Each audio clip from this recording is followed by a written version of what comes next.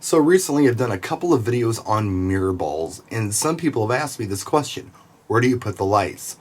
And I thought it was kind of an odd question at first until I realized that there's a whole generation of DJs out there who never used one of these. These have kind of fallen out of fashion, but they're back in a big way. They're cool again. So this is a little more tricky than if you have the ball in the middle of a room like you would in a ballroom or a skating rink or something like that.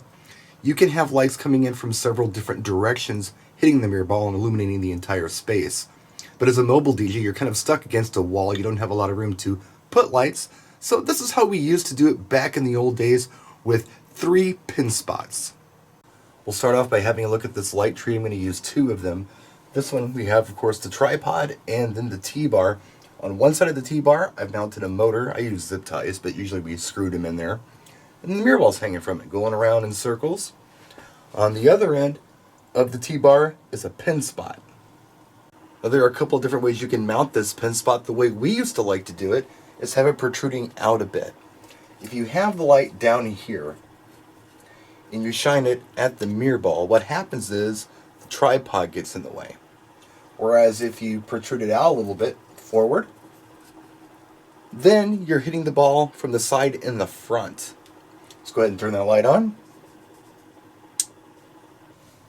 And we do our best to aim it at the ball. Right about there, that's pretty good. We're hitting the front of the ball. So back in the old days, I didn't just use 1 light tree, I used 2. 1 on each side of my DJ table. So here's another light tree with a T-bar.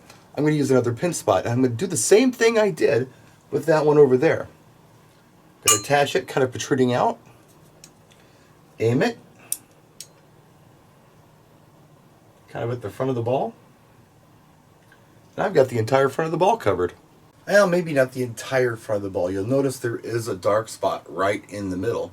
So what we would do is take a pin spot and put it on some kind of wooden platform and put it on the floor below the mirror ball. And by aiming that at the front of the ball, you end up with pretty nice coverage. So there's a quick video for you on how I used to illuminate my mirror ball back in the old days. We're talking 80s and 90s here. Sometimes we use 3 spots, sometimes we just use 2, 1 on the sides, nothing on the bottom.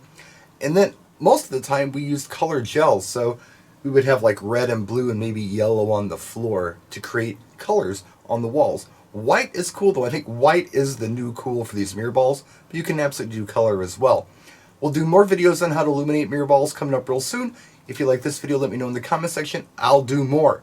Thanks for watching, practice, and enjoy.